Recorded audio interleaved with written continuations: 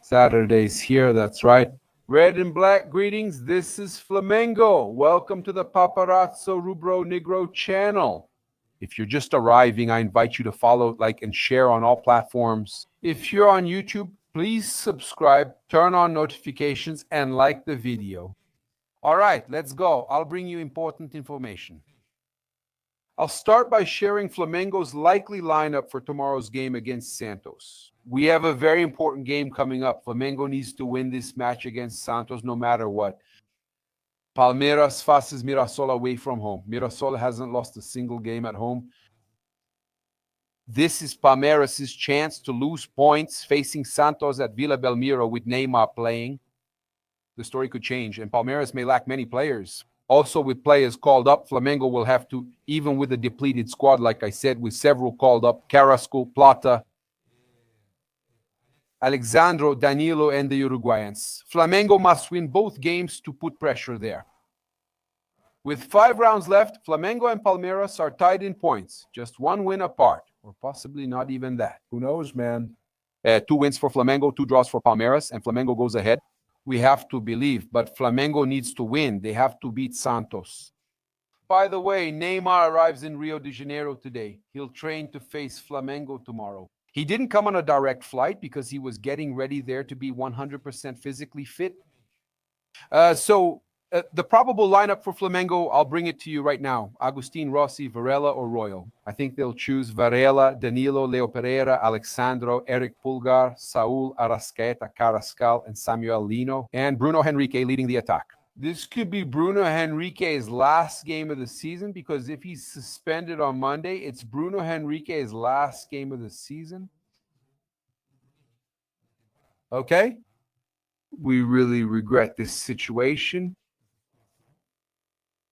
Yeah. Is there a possibility that Bruno Henrique will be a starter in tomorrow's game, right? Yes, I'm starting forward in tomorrow's game. There's a good chance that Bruno Henrique will be a starter, yes. Pedro is still recovering from his forearm injury. There's already an approximate date for his return. We'll talk about that. He already trained, right? In fact, and he'll be back to training on Monday together with the rest of the group, yes. The defense should stay unchanged with Danilo and Leo Pereira repeating the recent lineup. Felipe Luis is likely to start again with Eric Pulgar and Saul. Jorginho is still undergoing treatment for his right thigh injury. He hasn't returned yet, has he? So Varela should start among the starters. And with that, Bruno Henrique will possibly be playing his last game. Whether he gets punished or not, God willing, he stays. But if he gets punished, if it's confirmed and Flamengo's appeal isn't accepted, Bruno Henrique won't play again this season.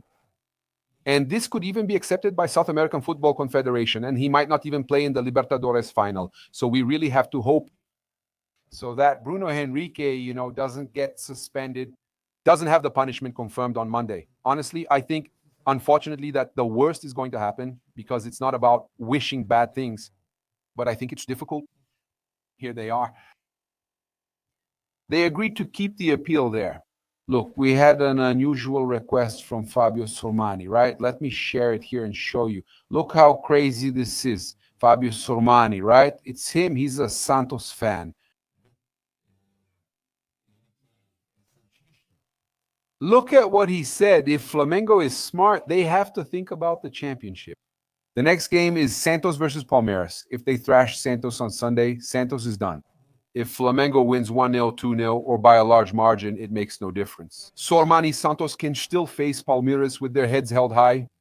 Yeah, I disagree. I think they're going to win no matter what. So you win by a small margin, then concede at the end and draw? Are you serious? So, he says, Flamengo, in terms of the team, is more creative than Palmeiras. Palmeiras is a more pragmatic team. They get their result and stop. They have a few big wins.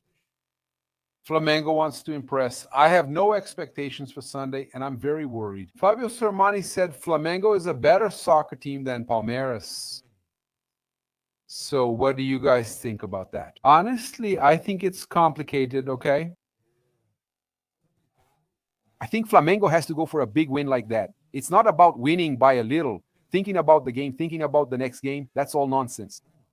As the Palmeiras goalkeeper said, he doesn't focus on Flamengo, just the next game, so Flamengo should do the same.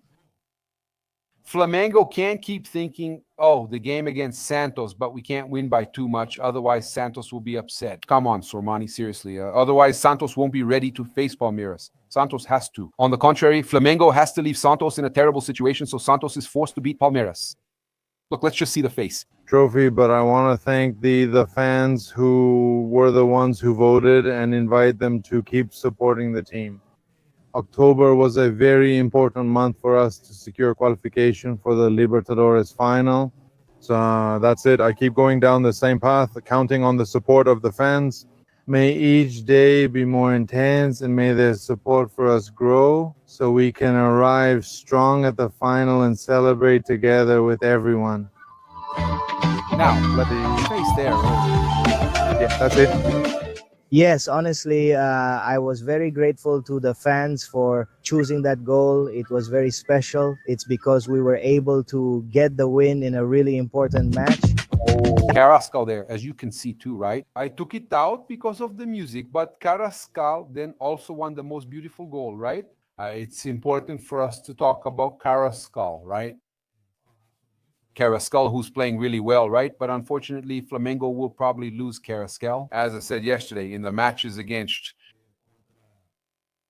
Sport on the 15th and against Fluminense on the 19th because he was called up. The Colombian national team has matches on the 15th and 18th. Okay, see? Pedro has improved after his right ulnar fracture and is expected to rejoin Flamengo's training next week. Okay, so on Monday, like I said, the forward, who is already doing individual activities on the field, will undergo a new X-ray exam on Monday to assess the healing of the injury. And the expectation is that he will start working with the squad, still with impact restrictions. And there's a possibility, okay, that Pedro will play against Fluminense, okay? So there is a possibility. Flamengo is trying to have Pedro available for the game against Fluminense. It would be a huge boost to have Pedro there against Fluminense, right? Let's hope everything works out. And comments from the fans regarding Pedro's possible return, yeah.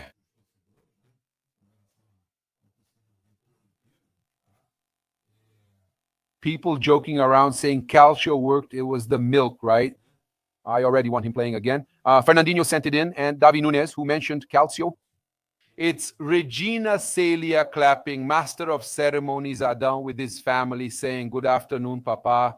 Help me make my dream come true, my big son. I watched a Flamengo game at the stadium, man. We do a lot of promotions now with Ganhei, right? We've run many Ganhei promotions. Few people are entering, so your chances to win are high. Stay tuned. Yeah. Sorry, sent the cyborg arm, and he's coming back. Pena Carlos sent the man who's going to bring us the Libertadores. Yeah, I already figured that without him in the Brazilian league, we'd struggle. We'd have way too much trouble. And we're not. And we really need Pedro in the Libertadores final. He's half of Flamengo's team, okay? This team is really empty without you, Pedro. It's Francisca Santos sending it in, and Tati Matos sent it too. There was a lot of milk. Guys, just joking around while Juninho isn't back as a starter. People are asking, Eu Pinheiro is saying, it's a sign he had enough milk. So that's it, enough milk already, right? People are also asking for Juninho. Man, I wish I understood what's going on, right? Why isn't Juninho playing, you know? How is that possible? Seriously? He must be really bad. It can't be. It just can't be. Why doesn't Juninho play, guys? Why doesn't Juninho play? He should have more chances, even starting the game, because it doesn't make sense. Flamengo needs it, right? Flamengo needs it, especially if on Monday Bruno Henrique gets suspended. Flamengo really needs a striker, and they signed him for that, but unfortunately, he just can't do it, right? Now, let's talk about Rossi, right? The goalkeeper. And about Flamengo, of course, we want him to stay for many years. He's an outstanding goalkeeper. He's a spectacular guy. And I'm going to bring this important information here regarding Rossi's contract renewal, which is as soon as Rossi renews, Arrascaeta renews. We want to see all the players renewing with Flamengo, right? So yeah, look, we already reported this on July 14th, okay? Flamengo and the player were already discussing a renewal. We also saw that meeting at Nindorubu. And Flamengo has moved forward with the contract renewal of goalkeeper Agostinho Rossi. This news was confirmed by Universo Online Esporte, right? The offer includes a significant salary increase and already has the player's approval. The only thing left is to decide the new contract's duration, which will be discussed after the Libertadores final, right? Currently, Rossi's contract runs until December 2027. It should go until 2030. So there should be about 3 years left on the contract, 26, 27, and 28, right? A total of 5 more years on the contract. So Rossi is renewing with Flamengo.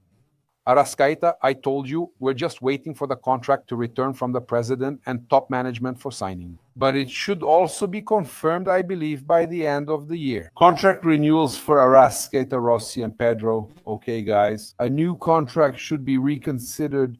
Flamengo is slowly retaining only the players who need to stay. The most important players in the squad, right? Well, let's go. Let me bring you this interview now, right? That Diego Ribas gave to Romario on Romario Television in partnership with Paparazzo Rubro Negro and on our Insta, all with Romario Television. I'm going to share this screen here so we can follow along, okay? Because, man, I'm telling you, this interview is fantastic. It's Diego's Romario Television. You can see here on my page, Paparazzo, Rubro, Negro, then we get here to... You'll follow here what he says about Jorge Jesus. Look. What do you want me to do on the plane? A technical issue happened 4 days ago. It won't affect 4 flights in a row.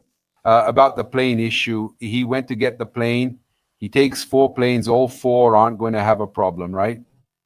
Was there ever a moment when you had a big argument with Jorge Jesus? Things could have gone bad there, but from what I see, that was actually the beginning of the relationship. So from that point on, like, total trust in each other, and damn, we're going to win, overcome everything. My first day with Jorge was really tense, right? It was because I was coming back from vacation in the United States, and I left a day earlier. Technical problem with the plane. I missed the first day. I didn't go, and I already knew he was a tough, disciplined coach. My Portuguese friends who worked with him had told me, man, get ready, because this guy, I said he's a genius and really good, but the pressure is intense. And then I missed the flight. I was absent on the first day. I didn't answer. The phone didn't do anything. And when I arrived the next day, as soon as the door to his office closed, I don't think I've ever had a one-on-one confrontation, right? We've argued with the coach, especially when I was younger, even in front of everyone. But one-on-one, this guy, he went off, man. He said, you don't know what it means to be a captain. You have no idea what that is. You wear that captain's armband, but you have no idea what it represents. Missing the first day is a shame, but he said this very loudly. You have to set an example, right? Of if a technical problem occurs 4 days before, it won't affect 4 planes in a row. What do you want me to do? And it turned out that a strong hit came from there, and I was trying to solve it until I said, hey, mister, I'm sorry. From now on, you're going to see who I am in training, in the game, and that's fine. Then you can do whatever you want, but now you'll see. Then it went quiet, and the argument ended. He went to the board to explain, I'm considering putting you in because you have a lot of talent and have already changed, which I find interesting since many Brazilian players get stuck. I don't think a guy likes getting shocked or having a hard time. From me. He's not picking on me.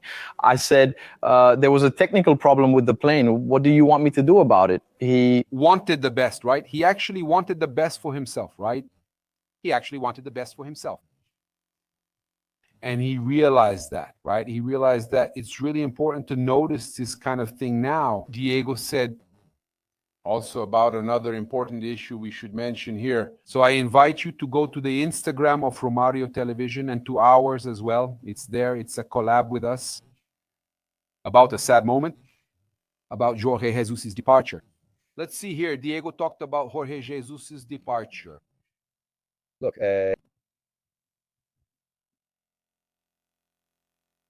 you didn't expect it. We started to feel it, yeah, man, a little bit, because he started talking before practice, right?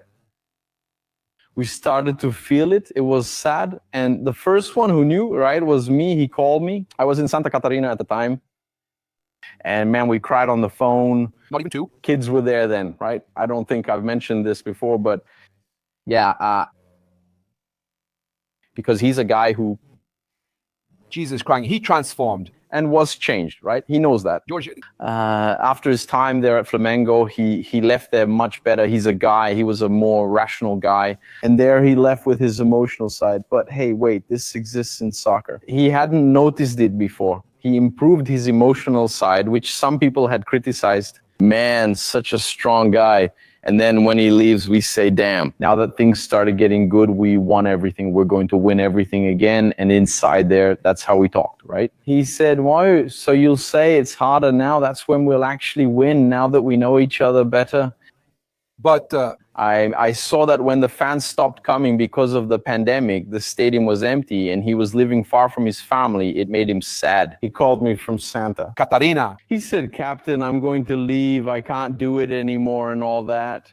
And I want to let you know, because I'm going to call the board now. I'll let them know too. I'm leaving, but know that it's not a personal decision. My heart hurts, but I have to go, crying a lot on the phone. And of course, we hugged him. but yes, it was Hard. It was hard. this old man. Let me tell you guys, huh? Man, are you crazy? We're always leaving it there for you to scan the QR code and remind you to subscribe to the channel and turn on notifications. Hit the bell, leave that crazy like on the video, red, black greetings. This is Flamengo. Thanks, guys. Big hug. I'm out.